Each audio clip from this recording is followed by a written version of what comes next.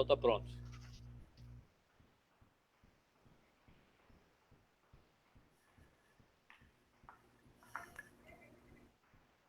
Ok.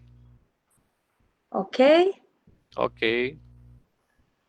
Então, gente, muito boa noite. Boa noite, amigos do GEP, né, do Grupo de Estudos Espíritas Herculano Pires. Boa noite, Ademar. Boa noite, amigos espíritas que estão nos assistindo pelo Facebook. É com grande satisfação que o Grupo de Estudos Espíritas Herculano Pires, ele traz hoje o nosso palestrante Ademar Faria Júnior, natural de Vitória, no Espírito Santo, atualmente residindo em Linhares, no mesmo estado. Ademar Faria Júnior é dirigente do Núcleo Espírita Irmã Sheila, em Linhares, é expositor e escritor espírita, já com várias obras publicadas, como Mecanismo dos Sonhos, algumas contradições bíblicas, Desvendando os Milagres, Sonhos, uma viagem no tempo, Estudando as contradições bíblicas. Ademar Faria Júnior também já fez várias palestras, inclusive no Congresso Internacional de Espiritismo na Espanha, em Portugal e em diversas cidades no Brasil. É professor de Física e Matemática, quiropraxista e acupunturista clínico. Seja muito bem-vindo, Ademar de Faria. Muito obrigada por ter atendido o nosso convite para nos esclarecer sobre esse tópico, né, do capítulo 11 da Gênese, raça adâmica.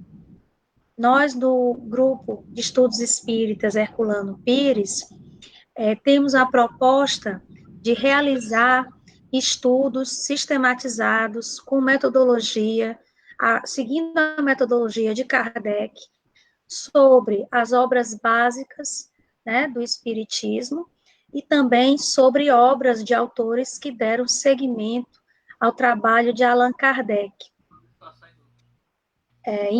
Incluímos você nesse rol, na medida em que você já nos brindou aqui com o romance, com o livro Desvendando os Milagres, não é? Da Gênesis.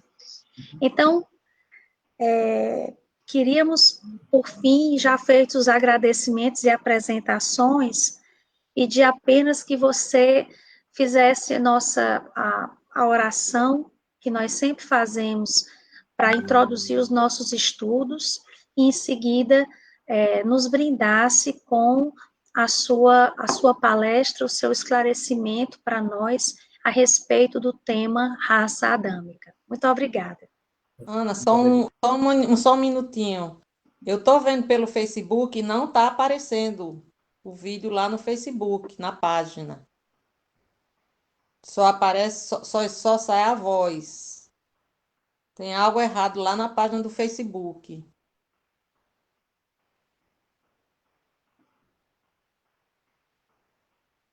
Eu acho assim, podemos começar, não é? Enquanto isso, o Luciano vai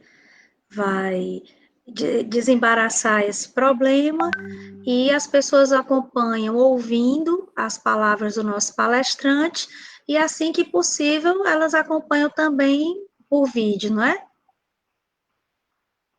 Muito bem, então vamos fazer a nossa prece inicial. Eu vou, nesse momento, evocar o Salmo 23 do rei Davi, que se encontra apresentado nas páginas da primeira revelação, conhecido também como Velho ou Antigo Testamento, em que ele, num momento de profunda emoção e enfrentando momentos de abalo emocional, ele diz assim: o Senhor é o nosso pastor e nada nos faltará. Caminhar nos faz por verdes pastos, guia-nos mansamente por águas tranquilas, refrigera a nossa alma, guia-nos pelas veredas da justiça, por amor ao teu nome.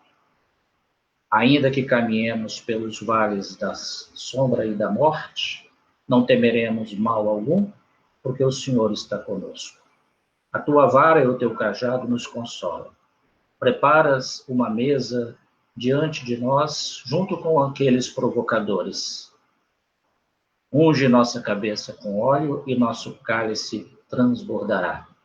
Certamente que a bondade e a misericórdia estarão conosco em todos os dias das nossas existências, e habitaremos a casa do Senhor por longos e longos dias. Que assim seja. Assim seja. Muito bem. Eu gostaria imensamente de agradecer aos companheiros pela lembrança do nosso nome, a companheira Lucimar, né, que primeiramente travou contato conosco, e aos diletos companheiros desse grupo de estudo espírita, e a oportunidade, né, através da internet, eu aqui no estado do Espírito Santo, vocês aí no Rio Grande do Norte, e outras tantas pessoas de outros estados e outras cidades, poderem compartilhar com a gente desse estudo, dessa análise, dessa pesquisa. Os companheiros do Grupo de Estudos Espíritas Herculano Pires realizam esse trabalho, e eu me lembro aqui, saudosamente, do professor Lamartine Palhano Júnior, aqui do Espírito Santo, um dos maiores pesquisadores espíritas do Brasil e, quiçá, do mundo, do qual foi fundador de uma sociedade de pesquisa espírita também aqui, do qual eu tive a oportunidade de participar. E os pesquisadores nem sempre são lembrados, né? Os pesquisadores, muitas vezes, fazem um trabalho meio que no anonimato, assim, e não se destacam muito porque nem todos, né, gostam muito da pesquisa espírita. É um caminho meio espinhoso, porque você enfrenta muitas barreiras, né, dentro do movimento espírita. Eu sei como isso funciona. Tem muitas casas aqui na nossa região, por exemplo, que eles não me convidam mais para fazer palestra, porque acham que a gente acaba sendo muito provocador de discussões, né?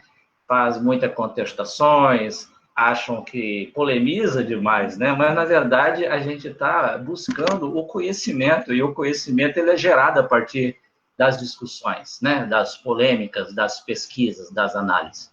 E hoje, infelizmente, a gente tem no meio espírita muita repetição das coisas sem se saber de onde vem. A gente vê muito isso. Vem um palestrante famoso aí ele fala lá uma coisa, uma frase bonita de impacto, né? Apresenta lá uma definição maravilhosa e tal. Aí as pessoas não se dão o trabalho de analisar a fonte daquilo, de onde veio aquela informação, e ficam repetindo. Porque fulano falou isso, falou aquilo. Aí você vai, pesquisa aquilo e contesta aquela informação, pronto. Aí você já é aquele que está causando polêmica, né? Isso é incrível, como que isso acontece. Então, existe ainda, infelizmente, isso. Existe muito igrejismo ainda dentro, né, do movimento espírita, muito endeusamento. Você não pode contestar nada baseado em pesquisa séria, nada que um médium famoso ou um orador famoso falou, e você prova que está errado, mas você não pode contestar, senão você está obsediado. Você não pode, às vezes, falar nada de um equívoco que um espírito cometeu, porque você está indo contra o espírito e o médium. As pessoas levam muito isso para o lado pessoal, né? Mas, na verdade, a gente tem que entender que o espírito, ele é simplesmente um indivíduo sem corpo físico. Eles não possuem a perfeição absoluta que pertence só à divindade. Então, eles também estão sujeitos a equívocos, a erros. E eu encontro vários deles em obras psicografadas de médiuns famosos. Por quê? Porque é um problema? Não, é porque eles não sabem tudo também, pessoal. Eles não são detentores de todo o conhecimento absoluto, não. Vou dar um exemplo aqui só para aguçar a curiosidade de vocês. O livro Brasil, Coração do Mundo, Pátria do Evangelho, por exemplo. Eu não vou entrar nos detalhes, né, porque tem um monte de coisa lá, assim, mas tudo bem, vamos lá. Eu fico me perguntando por que Humberto de Campos não disse, por exemplo, que os chineses estiveram aqui no Brasil antes dos portugueses, dos espanhóis e dos holandeses. E é uma pesquisa seríssima. Hoje vocês podem pegar e comprem o livro 1421, o ano em que a China descobriu o mundo, um livro de pesquisa histórica mostrando a navegação que os chineses fizeram, estiveram aqui. Mas Humberto Campos não fala nada no livro. É um livro poético e tal, mas ele falha no aspecto histórico, em outros aspectos também. Aí se a gente fala isso, as pessoas aí, tá vendo? Não pode contestar, não pode, porque você está indo contra o médium. Não, eu estou apresentando apenas o resultado de uma verificação histórica. Talvez Humberto de Campos nem soubesse disso, por isso não falou. É normal, ele não é o espírito perfeito. Assim como André Luiz não é, Emmanuel não é, nenhum deles, Joana de Ângeles não é, nenhum deles. Podem ser mais evoluídos que nós? Concordo, mas não possuem a perfeição absoluta. Estão sujeitos a equívocos também, estão sujeitos a erros. O problema é que as pessoas levam isso para o lado pessoal. Por exemplo, esse estudo que nós vamos ter hoje à noite é uma palestra que eu fiz há cerca de 5 anos atrás numa sociedade colatinense de estudos espíritas, aqui perto da minha cidade. Eles sempre nos convidam, eles sempre filmam e tal. Essa palestra, ela causou um problema sério. Eu sofri ameaças por causa dessa palestra. Se os senhores forem ver os comentários que tem lá no YouTube, vocês vão ficar horrorizados. Eles só não me chamaram de arroz doce porque não deu tempo, não deu espaço. Mas eles disseram, e a mesma coisa que eu falei nessa palestra, eu vou falar para os senhores hoje, os senhores vão reparar que eu não faço nenhum tipo de crítica a médium, nem a espírito, apenas eu apresento as coisas dentro de um contexto de pesquisa. Mas as pessoas são igrejistas no movimento espírita. Elas endeusam os espíritos, elas endeusam os médiums, esquecendo-se de que os médiums são pessoas normais e comuns, como todas as outras, e os espíritos apenas estão desprovidos de matéria. Ou melhor, desprovidos de corpo físico, né? Porque nós nem podemos desconsiderar, né, que o perispírito é constituído de uma matéria, porém quintessenciada, né? E não deixa de ser matéria. Tá lá, inclusive, no Livro dos Espíritos, né? Nós temos essa observação feita por Kardec. Quando ele pergunta assim, nós podemos dizer que o espírito é imaterial? Os espíritos falam, não, negativo. Incorpóreo, né, é o termo mais correto. Porque, em sendo alguma coisa, são feitos de matéria, porém, num estado mais quintessenciado, né, mais sutilizado, certo? Então, vejam bem, pessoal, não tenho a pretensão aqui de esgotar o tema, até porque não sei tudo do assunto, é um assunto que ainda surgirão novidades, né? Eu sei que os senhores aí, com certeza, no estudo avançado que os senhores estão fazendo de agênese, sabem até muito mais do que eu. Eu apenas montei uma sequência que talvez seja uma sequência diferente, que pode ajudar, de alguma forma, o entendimento dessa questão. Mas eu fiquei até surpreso, Lucimar, porque o título dessa palestra minha é Os Exilados de Capela, Mito ou Realidade? Aí eu recebi o cartazinho, A Raça Adâmica e a Doutrina dos Anjos Decaídos. Eu falei, opa, mas vamos lá, vamos conversar sobre o assunto, ok? Bom, eu vou precisar sumir aqui um pouquinho, né, da visão de vocês, ou melhor, eu não estarei vendo os senhores, porque eu vou utilizar uns slides, tudo bem? E aí, com esses slides, a gente vai poder, através de uma representação, né, aprofundar um pouquinho nessa temática, tá certo? Para que a gente possa, então, continuar. Tudo bem? Vocês estão me ouvindo direitinho aí? Tá tudo certo? Tudo bem? Excelente. Maravilha. Então, eu vou... O Emerson, eu vou fazer aquilo que você me ensinou aquela hora, tá? Vamos lá. Uma janela.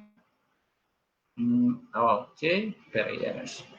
Eu vou cancelar aqui, Emerson, porque não apareceu os slides para mim. Deixa eu ver aqui, só um minutinho, tá? Apresentação de slides. Do começo. Vamos ver agora.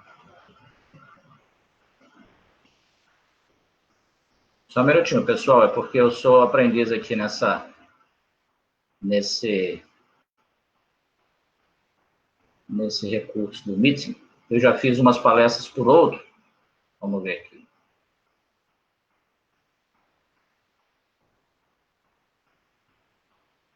Só um minutinho.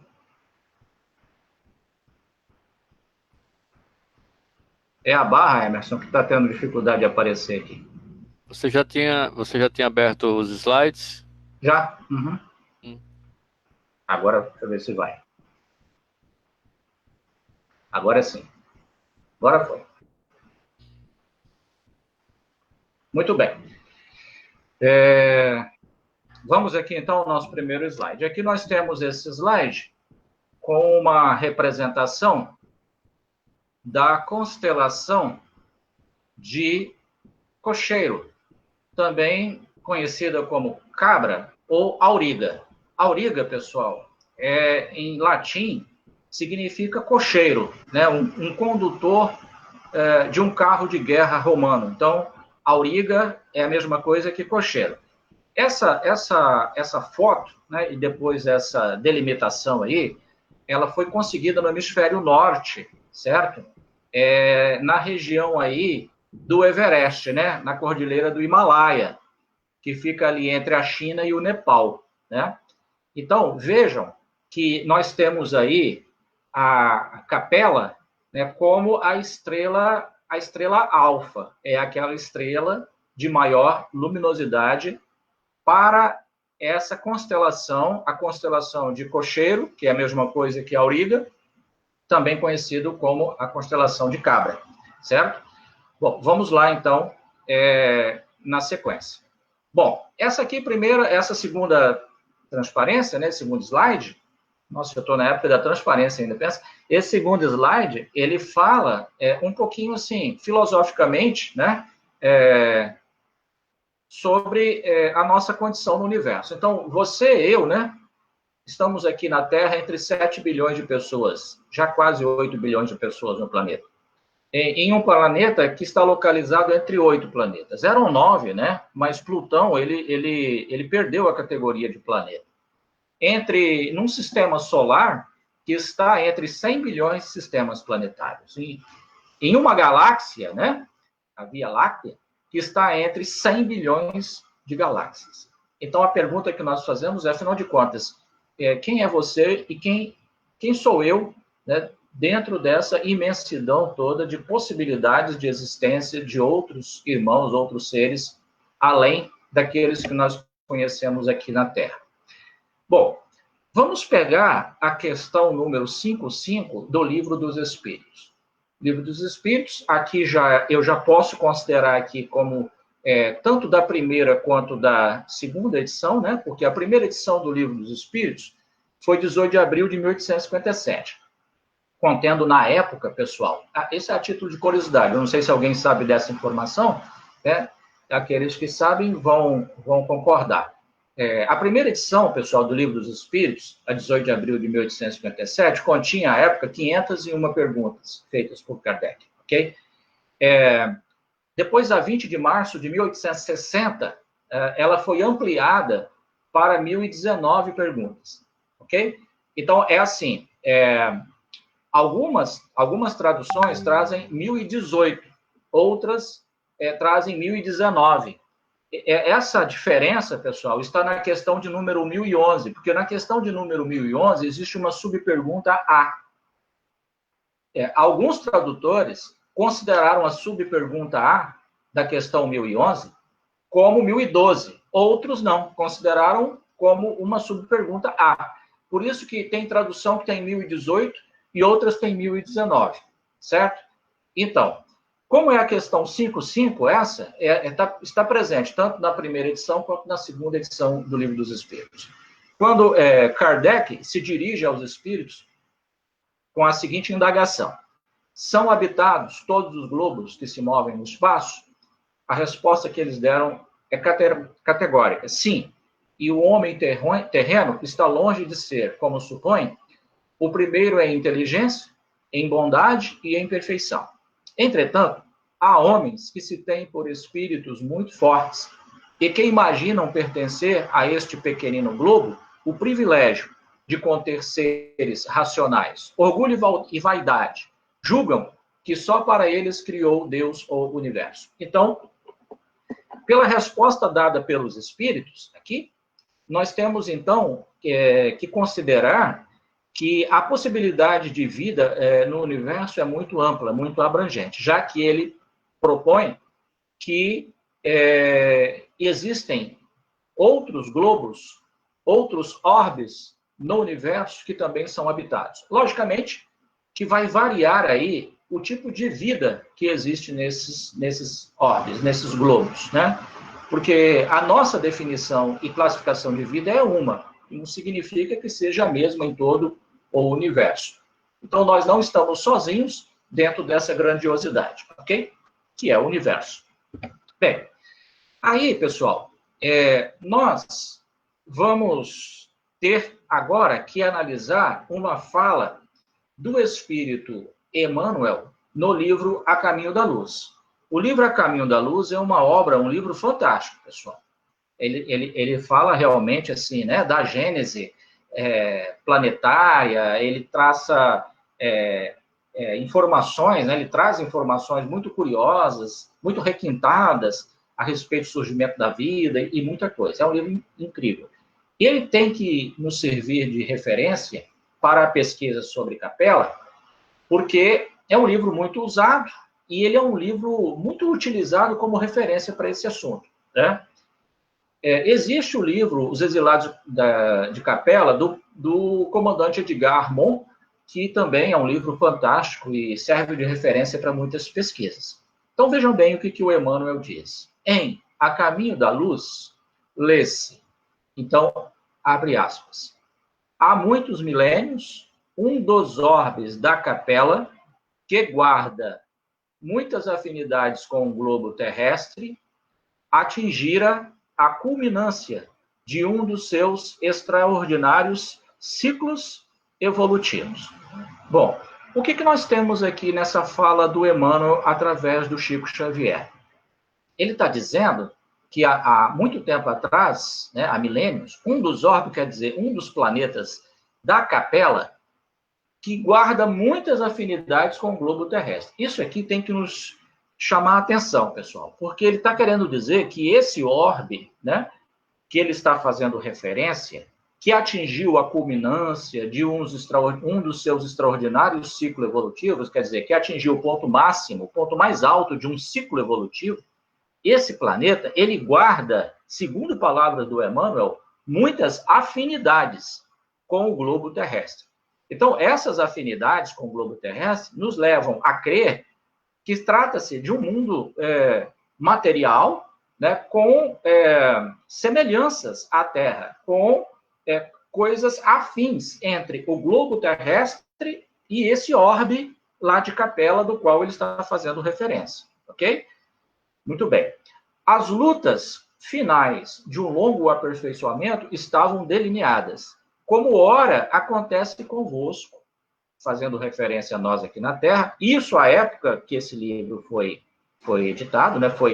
Ou melhor, que ele foi ditado através do Chico, relativamente às transições esperadas no século XX, neste crepúsculo de civilização. Então, quer dizer, já no final, né, desse processo, dessas transições, e agora já estamos no século XXI, ele traça um paralelo, dizendo que, né, as lutas finais de um longo aperfeiçoamento já estavam delineadas lá para aquele planeta lá. Como ora acontece convosco aqui na Terra, relativamente às transições que estão esperadas no século XX, neste crepúsculo, quer dizer, nesse final de civilização. Ok? Vamos lá. Bom, voltando aqui um pouquinho. Nós gostaríamos de chamar a atenção para o seguinte.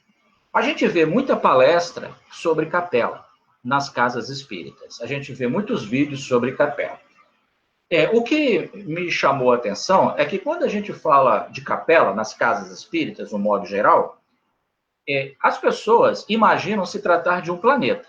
Né? Quando você fala, os exilados capelinos, né?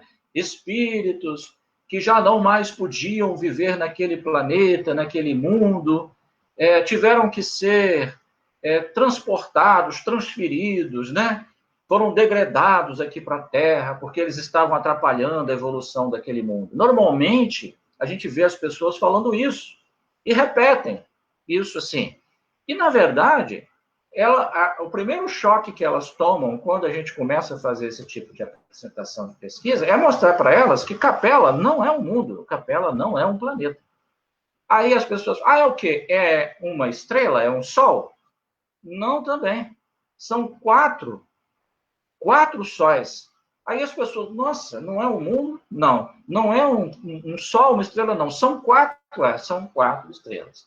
E aí, então, a gente começa a perceber que muda um pouco a análise dessa questão. E aí vamos, então, falar um pouquinho mais detalhado sobre Capela. Vamos lá. Emerson, você me dá um feedback do som aí, querida? É porque como eu não estou vendo vocês, eu não sei se vocês estão me ouvindo bem ou não. Como é que está aí? Tá perfeito, viu, Ademar? Sem Entendo bem? problema algum, exatamente, tá Tá. muito bom. É porque eu não estou conseguindo vê-los, né? Então eu não estou vendo a reação facial de vocês. Não, se houver qualquer coisa, se o som parar, pode deixar que eu aviso. Se Emerson não avisar antes, eu aviso. Tá bom, então, obrigado. Então vamos lá. Nesse slide, a gente vai falar um pouquinho, olha, sobre a capela. Eu usei duas grafias, pessoal. Capela, aí entre parênteses, ou capela com dois L's. Para poder diferenciar, alguns pesquisadores, alguns estudiosos, preferem usar capela com dois L's, porque a capela com um L só faz referência a uma igreja pequenininha, né? Uma capela, certo? Uma igreja pequena. Então, muitos optam pela escrita com dois L's. Então, ela é a estrela alfa da constelação do Cocheiro. Cocheiro, que é a mesma coisa que Auriga, né? O condutor, certo? É a estrela alfa, que é aquela que tem maior brilho. Então, situa-se a 42 anos-luz de distância da Terra.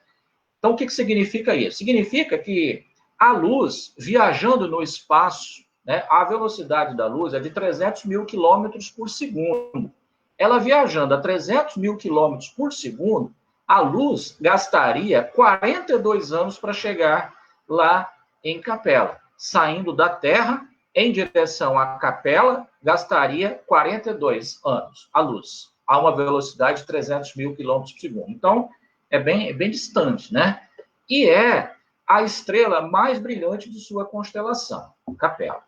No céu noturno, Capela aparece como uma estrela brilhante, porém, trata-se de um sistema de 4 estrelas, dividido em 2 pares. Então, vejam agora que nós temos uma outra coisa a considerar. O sistema é um sistema de 4 estrelas, 4 sóis, em 2 pares. Tá? É uma constituição bastante interessante. Tá? No universo, a constituição em pares, né, de estrelas é muito comum. 3 também, mas 4 já é uma composição bem diferenciada, okay? Que é o caso da condição de Capela. Tá? Vamos lá. Então, vamos lá. O primeiro par de Capela é constituído por 2 estrelas gigantes. Tá?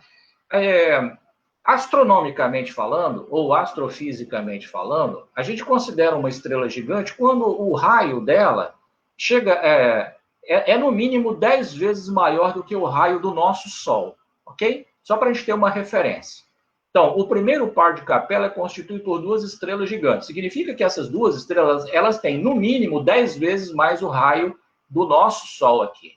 Ok? Uma dessas estrelas tem um diâmetro, quer dizer, a distância, né, que vai de uma extremidade à outra, passando pelo centro, né, um diâmetro de cerca de 12 vezes o diâmetro do Sol. E a massa de cerca de 2,7 vezes a massa solar. Então, vejam que uma delas é 12 vezes o diâmetro do nosso Sol. A cerca de 100 milhões de quilômetros dela, né, dessa estrela, está a outra estrela deste par. Trata-se de uma estrela com cerca de 9 vezes o diâmetro do Sol e a massa de 2,6 vezes a massa solar. Então, vejam que são duas estrelas, né, dois sóis realmente gigantescos que fazem essa primeira dupla, né, esse primeiro par, nessa estrutura ali que forma a capela. Muito bem. Há cerca de 10 mil UA, pessoal, é uma unidade astronômica, ok? Que vale 150 milhões de quilômetros. 150 milhões de quilômetros é a distância da Terra ao Sol, ok? Então, os astrofísicos e os astrônomos, para não precisar ficar escrevendo muito zero e não usar potências de 10, muitas vezes, eles usam o A, que significa que aquele valor que precede o A está sendo multiplicado por 150 milhões, certo? Então, há cerca de 10 mil UA, ou seja, unidades astronômicas, então, 10 mil vezes 150 milhões de quilômetros, do primeiro par, né, de estrelas gigantes, está o segundo par de estrelas de Capela. Estas duas estrelas são anãs vermelhas, de fraca luminosidade. Então, fazendo um resumozinho, nós temos o primeiro par, duas estrelas gigantes, ok? Uma chega a ter 12 vezes o diâmetro do nosso Sol, a outra 9 vezes. Uma tem 2,7 vezes massa, a outra tem 2,6 vezes massa em relação ao Sol. Então, são gigantes. E há cerca de 10 mil UA, 10 mil unidades astronômicas, ou seja, 10 mil vezes 150 milhões de quilômetros, nós temos o segundo par de estrelas, que são anãs vermelhas, de fraca luminosidade. Pessoal, tecnicamente falando, uma estrela anã, o Sol, por exemplo, já é considerado uma estrela anã. Quando ele obtém energia, essa energia que ele obtém, ela se dá por fusão de próton. Né? Nós temos no núcleo atômico os prótons e os nêutrons. Chegam em determinadas circunstâncias, esses prótons eles se fundem uns aos outros, ok? E nessa fusão, principalmente hidrogênio, quando eles se fundem, libera energia. É uma energia que a gente chama de energia residual, que é a energia do nosso astro-rei aqui do Sol. Então, quando essa fusão acontece dos prótons, no nosso caso do nosso Sol, hidrogênio, essa fusão libera energia, uma energia residual, que nos favorece com luz e calor aqui. Nesse caso, ela é considerada uma estrela anã, né, em que o nosso Sol já é considerado uma estrela anã, que tem, todos os sóis, os senhores sabem, né, tem um tempo de vida, de existência. Né?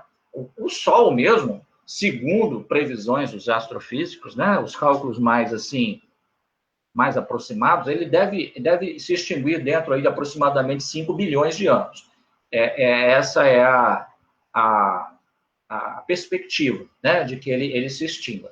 Se isso acontecer, até isso acontecer, pelo processo da evolução das espécies, né, nós não estaremos mais aqui, o planeta Terra já não terá mais vida fisiológica, mais vida orgânica, né, porque sem o Sol não tem como ter. Então, nós já estaremos num outro padrão vibracional que não é mais esse padrão vibratório que nós temos na atualidade, né? Essa constituição fisiológica. Ademar, com licença, está cortando só um pouquinho, a partir do momento que um pouquinho antes de você falar sobre a implicação entre os anos-luz e a extinção do nosso Sol, certo? Aí é só se você pudesse repetir só esse trechinho, porque deu uma cortadinha, talvez tenha cortado o pessoal do Facebook também. Deve ser coisa da internet, né? Às vezes oscila um pouquinho o sinal.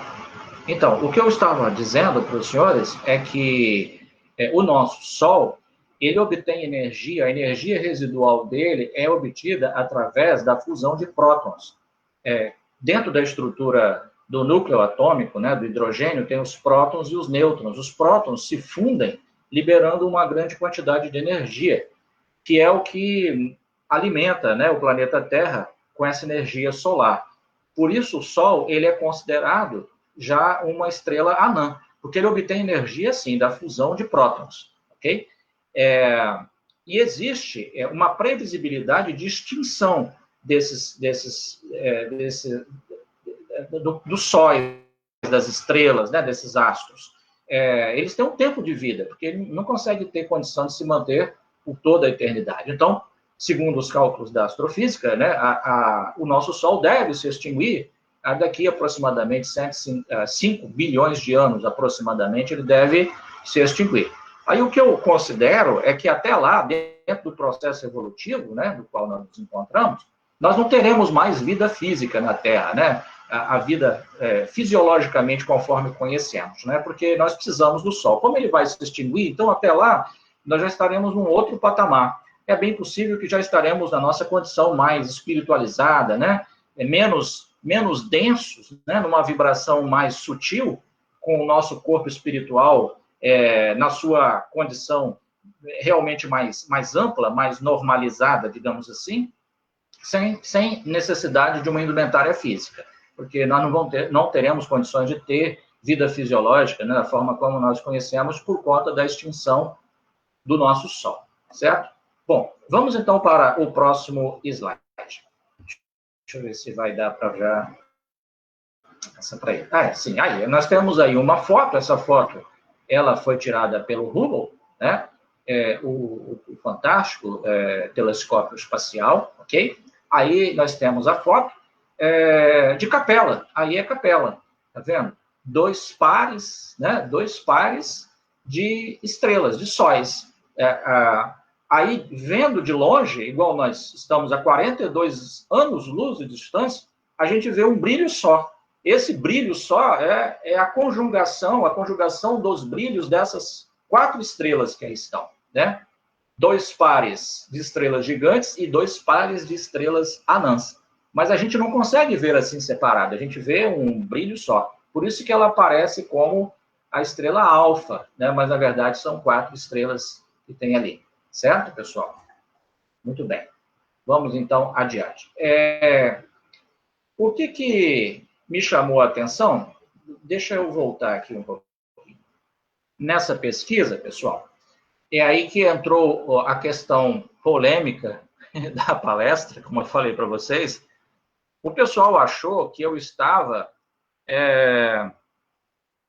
fazendo um questionamento em relação ao Emmanuel, ao Chico Xavier. Não, pessoal, nada disso. Olha só o que está nessa palestra que eu falei, que está gravada e que as pessoas levaram para o lado pessoal. Eu disse o seguinte, pessoal, vejam, numa situação dessa, okay, com um conjunto de 4 estrelas, e nós temos 2 pares, certo?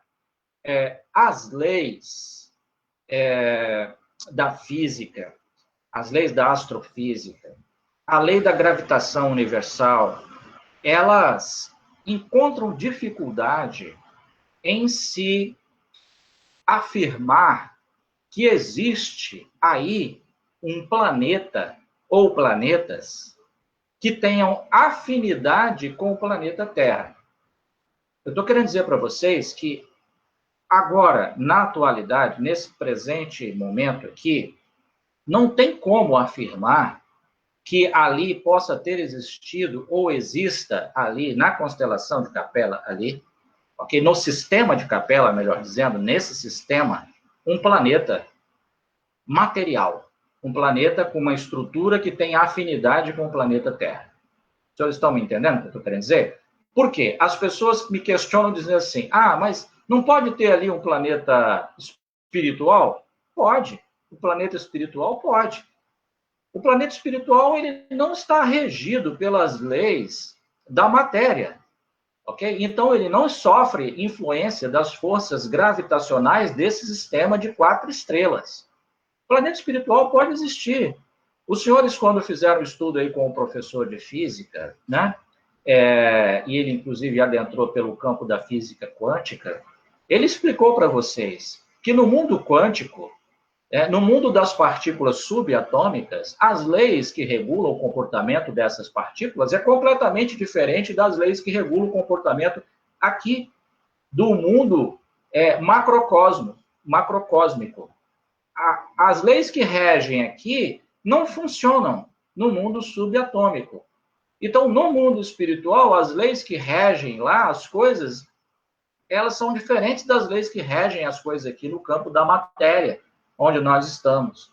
Então, eu não estou dizendo que não existam mundos ali espirituais, pode ter, sem problema nenhum. A questão é que o Emmanuel fala no livro A Caminho da Luz que um orbe que guarda afinidades com a Terra. Ora, quando ele afirma isso, nós somos levados a entender de que ele está querendo dizer que é um planeta com características afins ao planeta terreno.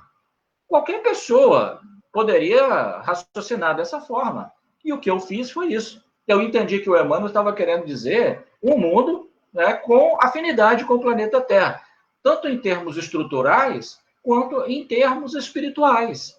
Porque se você coloca que é um mundo espiritual, um mundo não denso, não material, você está querendo dizer, então, que os seres que habitam esse mundo são seres de luz, são seres altamente espiritualizados. E não é esse o caso de Capela, desses espíritos que vieram para a Terra. Não, eles saíram de lá, desse mundo, porque eles estavam atrapalhando o desenvolvimento desse mundo. E aí eles foram deslocados aqui para a Terra, deslocados para o nosso mundo. Então, não era um mundo espiritual, porque o mundo espiritual não guarda afinidades com o planeta Terra. Aí é que gerou a polêmica, porque o pessoal achou que eu estava criticando. Não, pelo contrário, os senhores vão ver que esse estudo é para alinhar a informação dada por Emmanuel. O Emmanuel, ele não errou na informação, ele apenas utilizou de um recurso para que nós pudéssemos entender do que ele estava falando. Então, o que eu volto a dizer, pessoal? Hoje, nós não temos condições, com o desenvolvimento científico e tecnológico que nós temos hoje, nós não temos como afirmar que existiu ou que exista um mundo material no sistema de Capela. Ok? Porque a condição gravitacional, as forças gravitacionais, não conseguem manter ali uma estrutura física de um planeta que guarde afinidades com o planeta Terra. Tudo bem? Estou dizendo hoje. Pode ser que amanhã ou depois, com o avanço científico e tecnológico, se descubra. Pode ser. Eu não estou dizendo que isso não seja possível, mas para as informações que nós temos hoje, não tem. No sistema de Capela, não há essa possibilidade.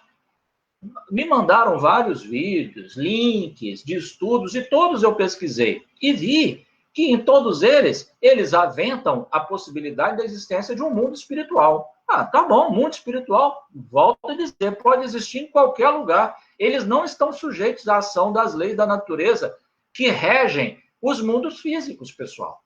Então, ele pode estar ali pertinho, ele não vai sofrer influência da força gravitacional, de nada.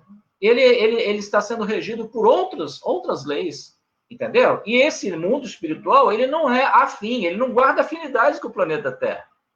Para guardar afinidades com o planeta Terra, tem que ser um mundo material e que o nível evolutivo dos seus seres possa ser ou um pouco inferior ou um pouco superior, porque senão nem afinidade vai guardar, certo? Se ele estiver muito evoluído, com seres altamente espiritualizados, né?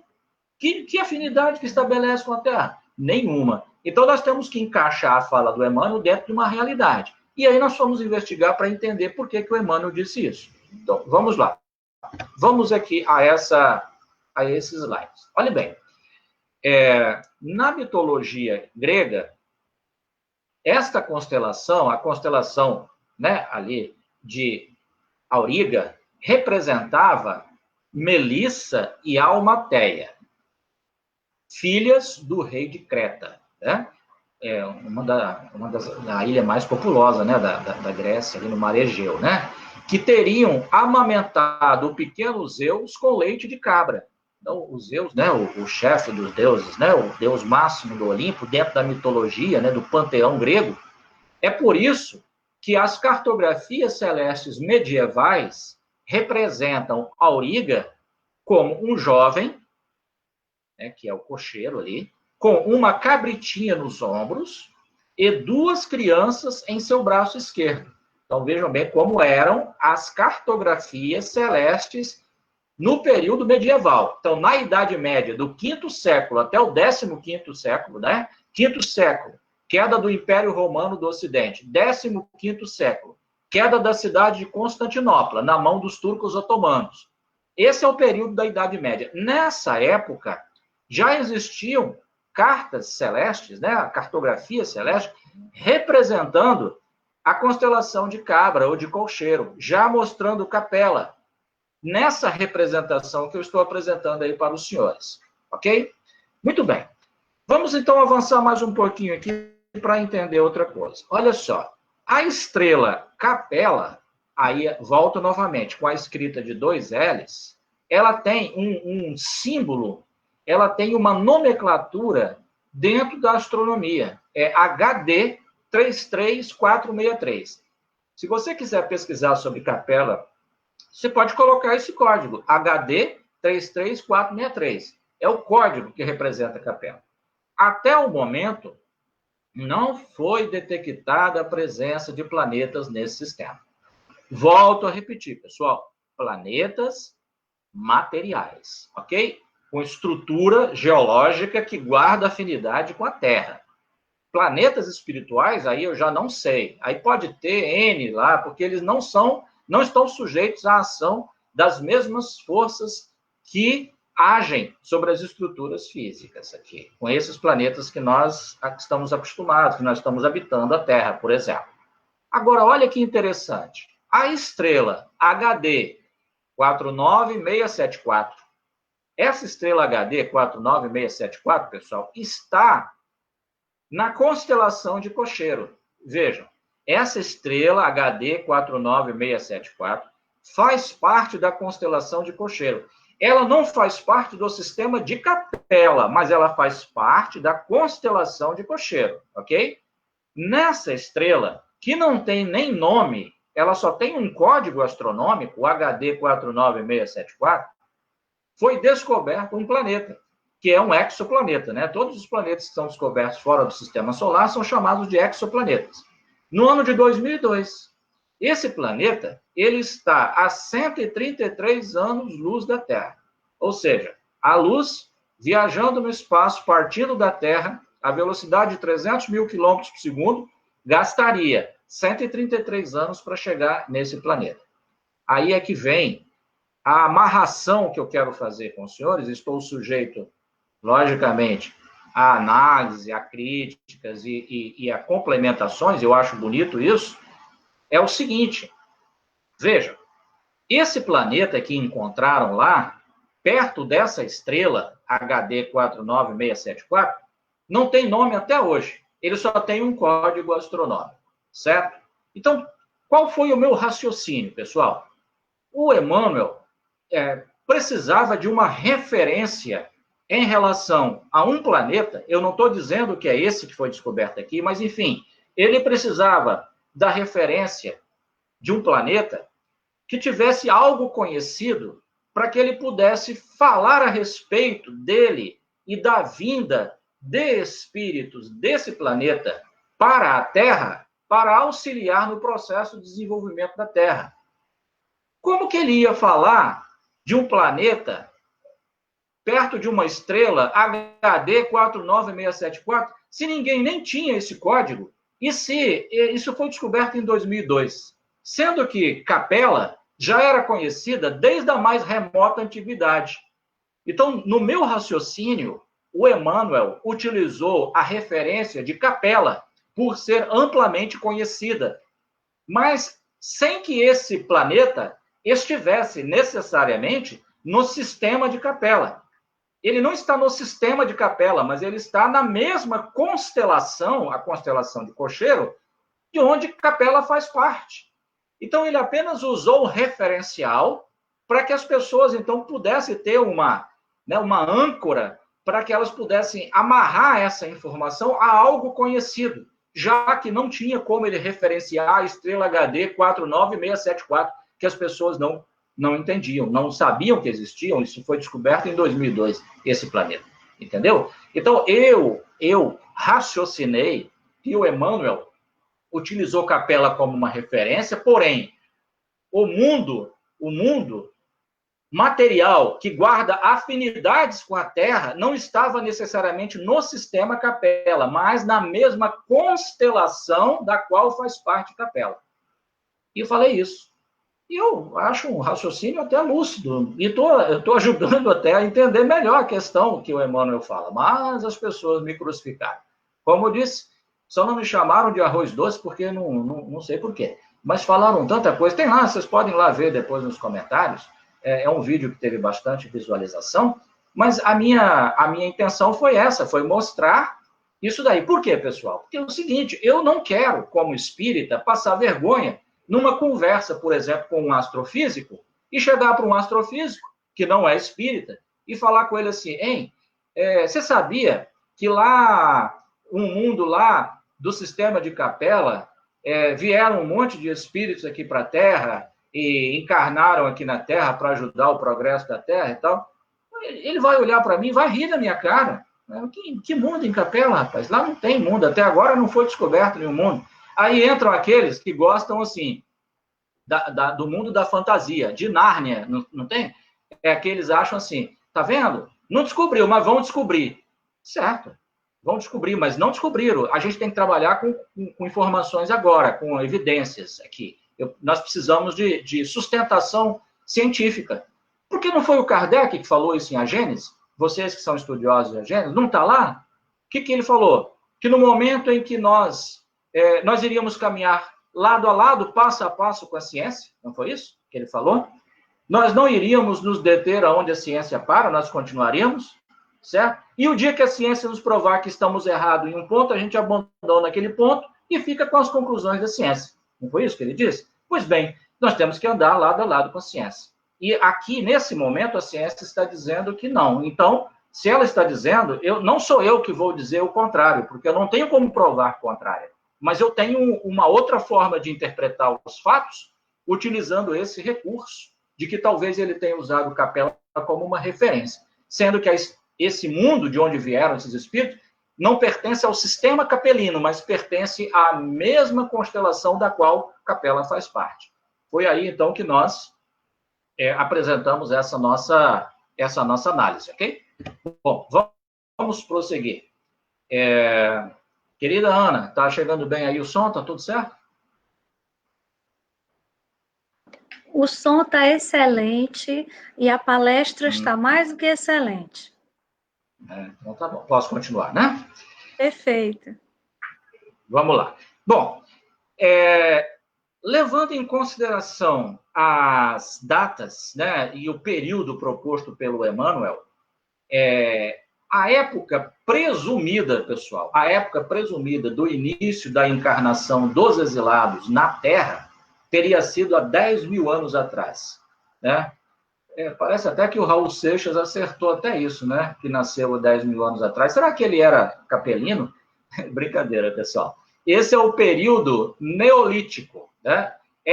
A chamada Idade dos Metais.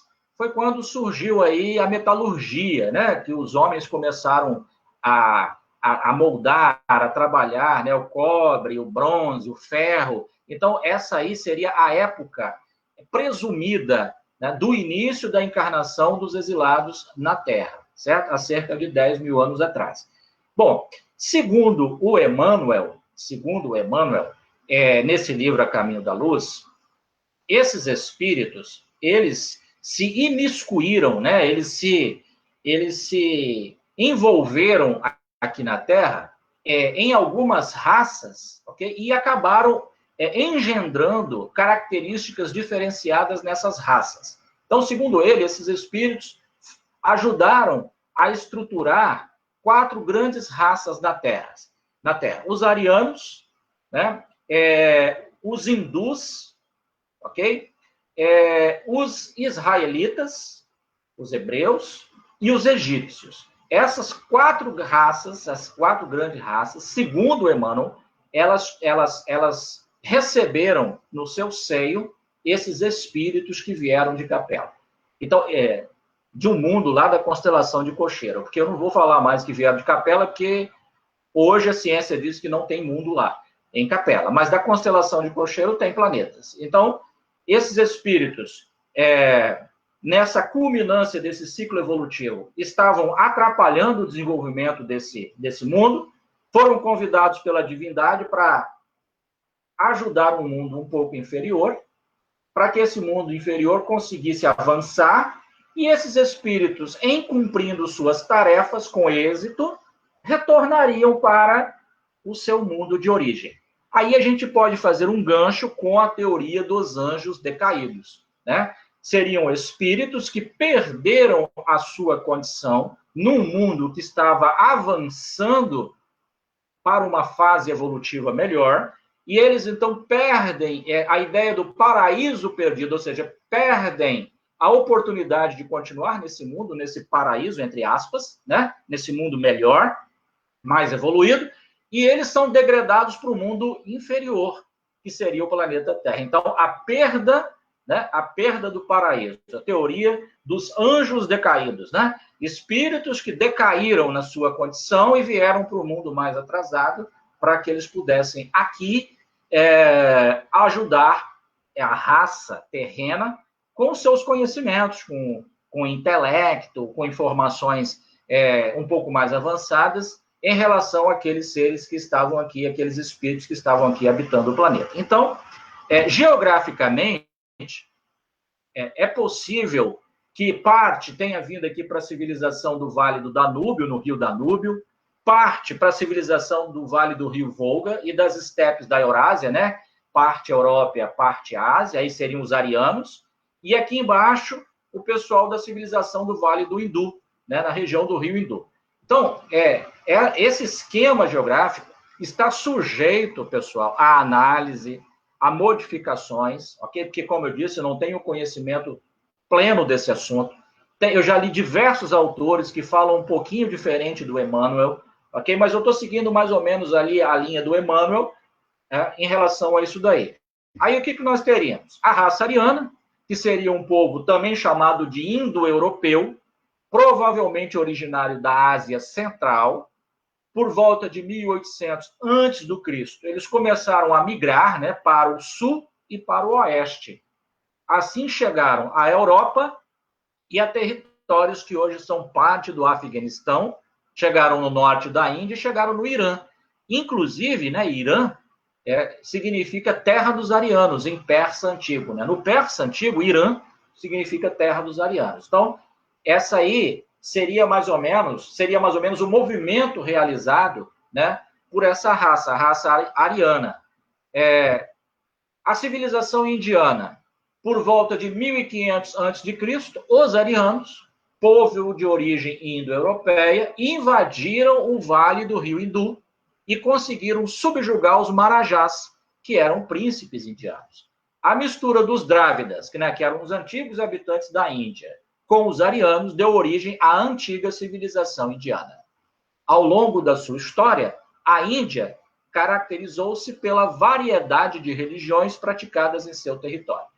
Deixar claro aqui, pessoal, as pessoas, assim, muitas vezes elas imaginam, vieram vários espíritos, né, lá da constelação de Cocheiro, e eles vieram e encarnaram na Terra. Não é assim, pessoal. A coisa ela é lenta, é paulatina, né? Não é chegar assim e ter condição já para poder encarnar aqui. Tem todo um processo, todo um mecanismo que durou milhares de anos para que isso acontecesse. Isso foi um processo muito bem planejado, a chegada desses espíritos aqui. E eles foram, como disse no início, se imiscuindo, né, se misturando, né, com esses seres que já habitavam aqui, com os humanos que já haviam aqui, ok? Dentro do processo normal, do ciclo normal que as coisas vão acontecendo aqui na Terra, certo? Os hebreus, eu preciso me deter um pouquinho mais nos hebreus e um pouquinho mais nos egípcios. Por quê? Os hebreus acabaram influenciando a nossa cultura religiosa. Por que influenciaram? Porque nós temos a Bíblia hoje como um livro de referência religioso para nós, né? Foi o livro que nos chegou, a Bíblia. E por conta disso, nós temos uma influência muito grande da cultura hebraica, da civilização hebraica, dos costumes hebraicos, da religião hebraica, né? O judaísmo, o cristianismo. Então, nós temos uma influência muito grande. Então, segundo o Emmanuel, os hebreus receberam também um aporte de espíritos vindos da constelação de Cocheiro, certo? E a saga do povo hebreu, se os senhores puderem me acompanhar aí no slide, começa na cidade de Ur, na Mesopotâmia, né, na Caldeia, ok? Ali, com o pai Abraão, né? O pai Abraão, o patriarca do povo hebreu.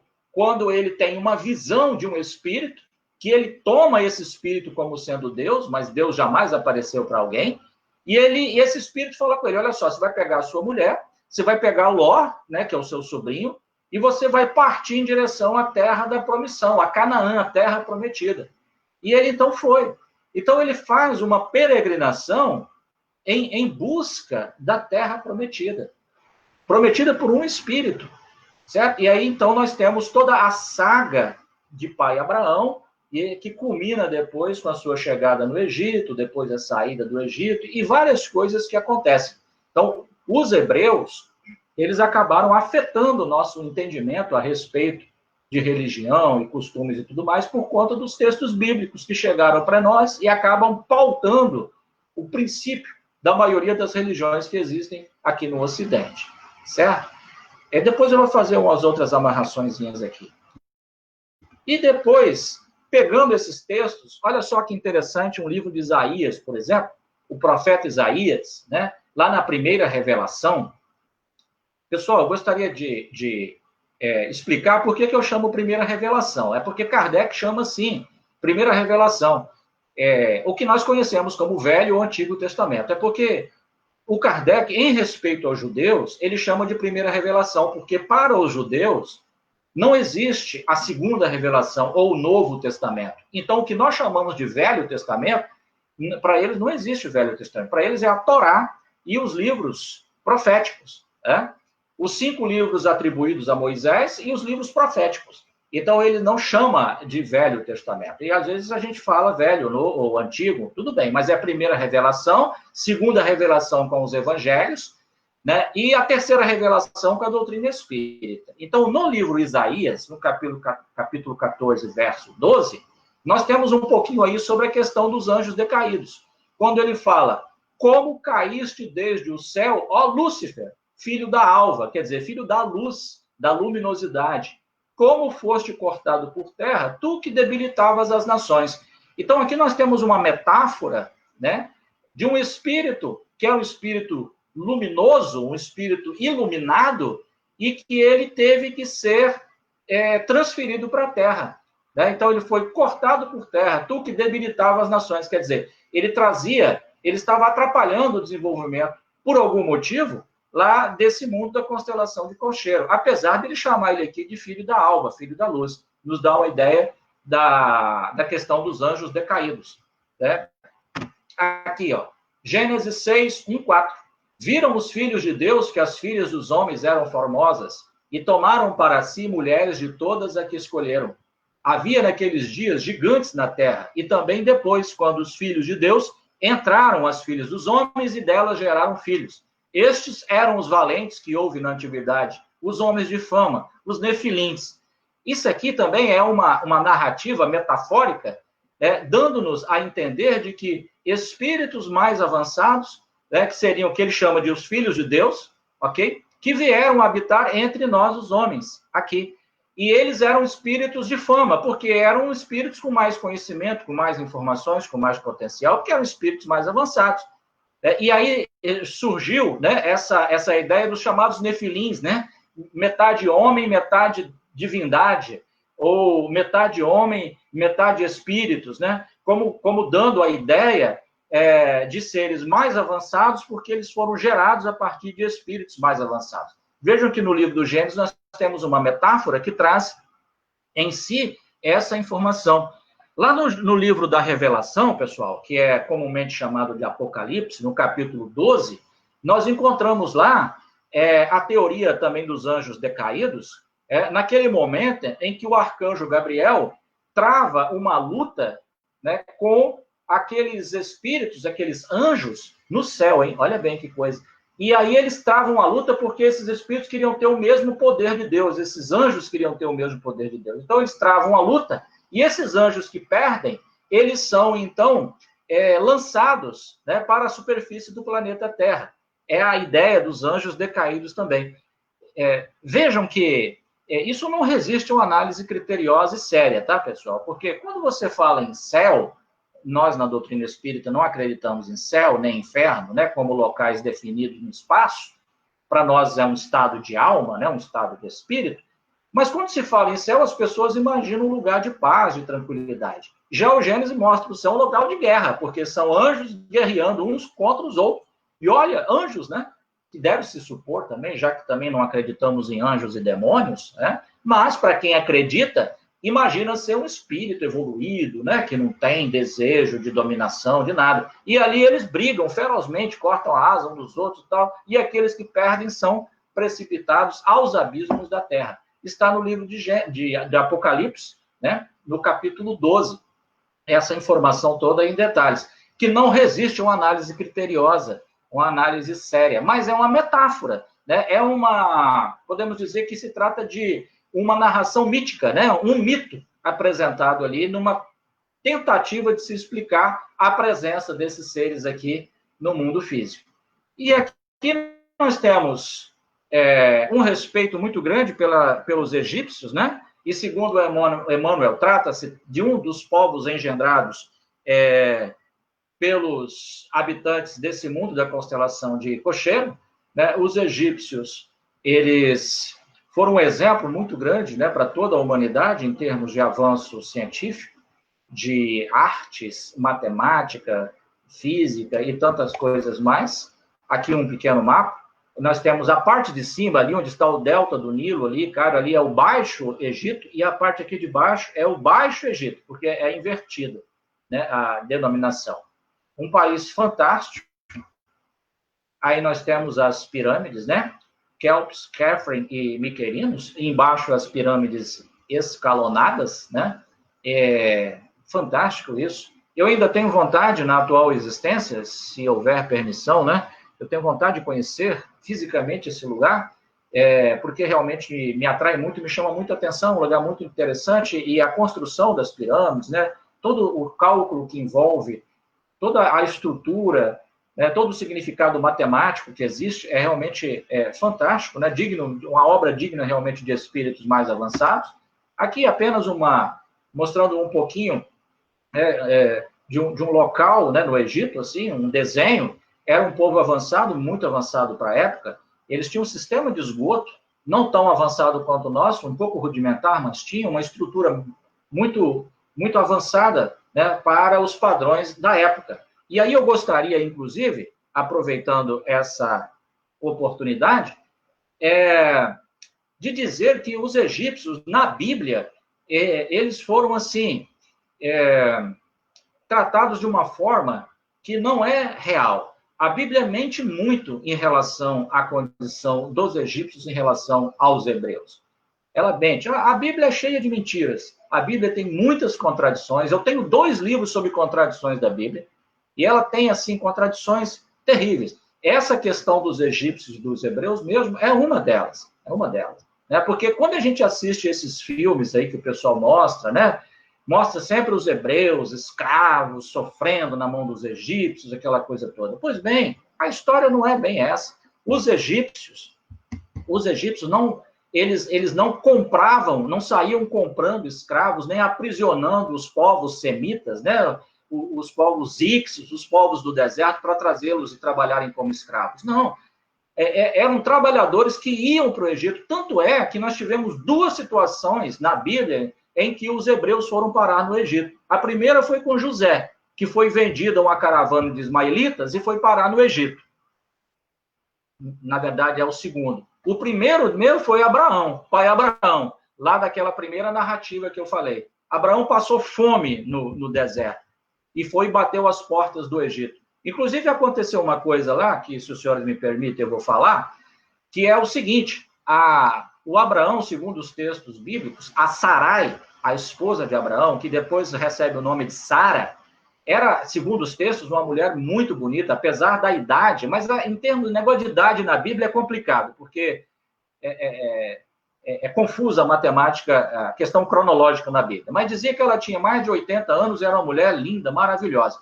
Então, o que aconteceu? Quando eles estavam chegando no Egito, olha o que Abraão faz.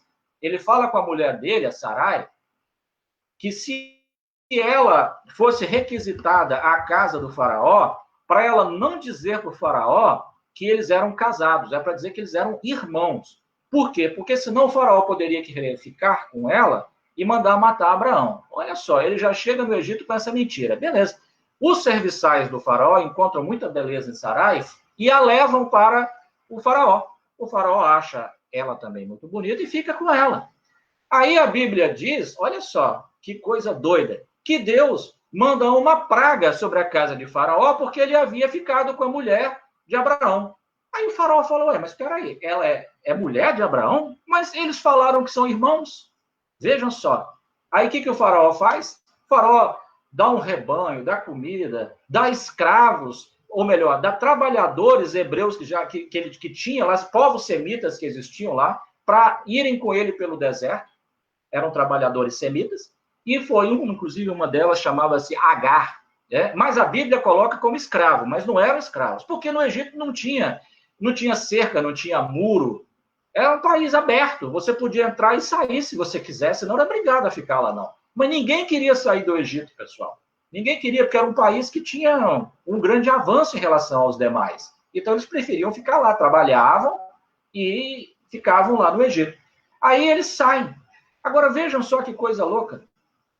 Deus manda praga sobre a casa do faraó, sendo que quem fez a mentira foi o pai Abraão. Mentiu dizendo que eles eram irmãos. Se fosse Deus mesmo envolvido nessa história, na hora que Abraão fosse criar a mentira, o Deus já teria chamado a atenção dele ali na hora, mas ele não fez isso. Então, é uma mentira criada por pai Abraão e envolveram Deus nessa história, né? E o interessante, pessoal, é que, eu não sei se vocês sabem, mas Sarai, segundo os textos bíblicos, ela não era uma mulher fértil. E aí, eles estavam preocupados com relação aos descendentes de Abraão. Aí, o que Abraão faz? Abraão vai e fica com a Agar, que foi presente do faraó. Fica com a Agar e engravida Agar. Aí, o que acontece?